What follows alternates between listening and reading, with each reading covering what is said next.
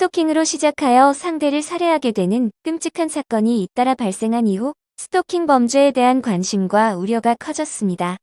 이에 다양한 방법으로 상대를 스토킹한 사건들이 뉴스를 통해 끊임없이 보도되고 있는데요. 최근 부산에서는 도시가스 검침원을 따라 여성의 집에 들어가 연락처를 알아낸 뒤 전화 문자를 하고 현관문을 두드리는 등 스토킹을 일삼은 피고인 A씨는 1심에서 징역 6개월을 선고받았습니다. A씨는 피해자 B씨의 집에 검침원을 따라 침입한 후 휴대폰 번호를 알아내고 이튿날부터 연락하며 접근하며 B씨가 두려움을 느끼게 했습니다.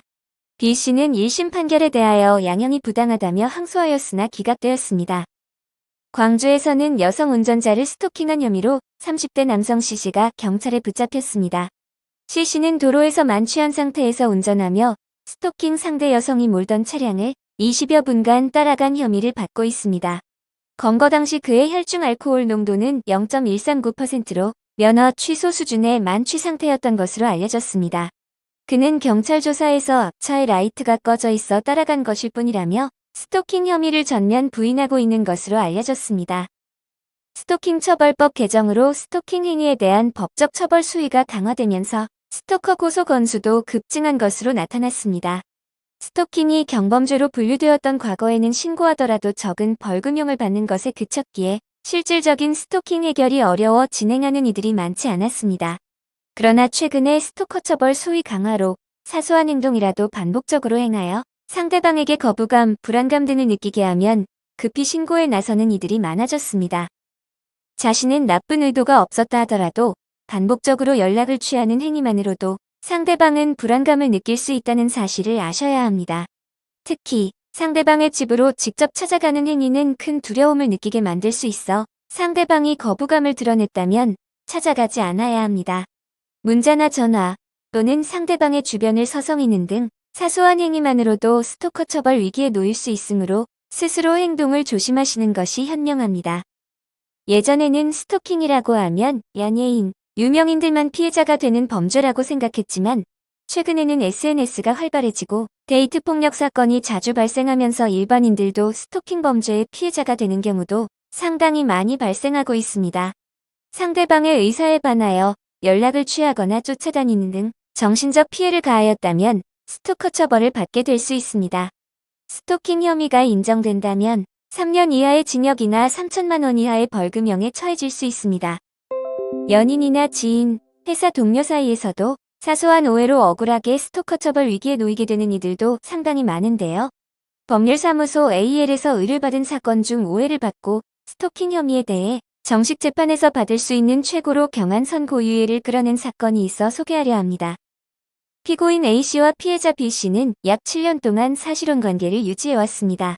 그러던 중 성격 차이로 인한 다툼이 자주 발생하면서 두 사람은 별거하게 됩니다.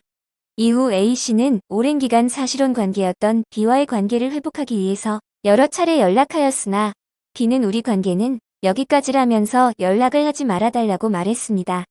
A는 사랑하는 연인과 이렇게 끝내고 싶지 않다는 마음에 B씨의 의사에 반하여 계속해서 연락하였고 이후 B를 만나 얘기하기 위해 그의 직장을 찾아가 재회를 요구하기도 했습니다. A의 반복적인 연락과 재회 요구에 불편함을 느낀 B는 결국 A를 스토킹 처벌법 위반으로 고소하였고 A는 이를 해결하기 위해 AL 측에 사건을 의뢰하였습니다. 스토킹 처벌법 위반죄는 반의사불벌죄로 피해자와 원만한 합의가 이뤄진다면 처벌을 피할 수 있습니다. 이에 AL은 피해자 B에게 조심스럽게 연락을 하여 A의 사정을 충분히 설명하고 합의 의사가 있는지 물었습니다. 처음에 합의를 거부했던 B는 시간이 지나자 어느 정도 합의할 의사가 있음을 밝혔습니다.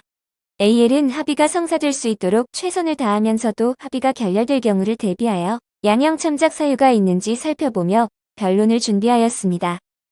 이후 B가 연락하여 요구한 합의금이 A의 입장에서는 너무 고액이었기에 결국 합의에 이르지 못했습니다.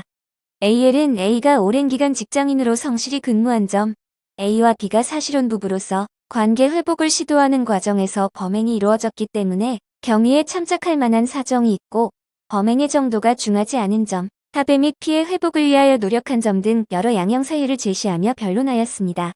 결국 철저한 준비로 정식 재판에서 받을 수 있는 최고로 경한 선고유예를 받게 되었습니다.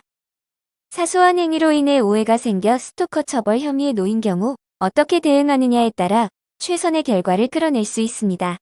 위 사례처럼 재판 과정에서 발생하는 수많은 변수를 고려하여 미리 대응책을 마련해 놓아야 원하는 결과를 얻으실 수 있습니다.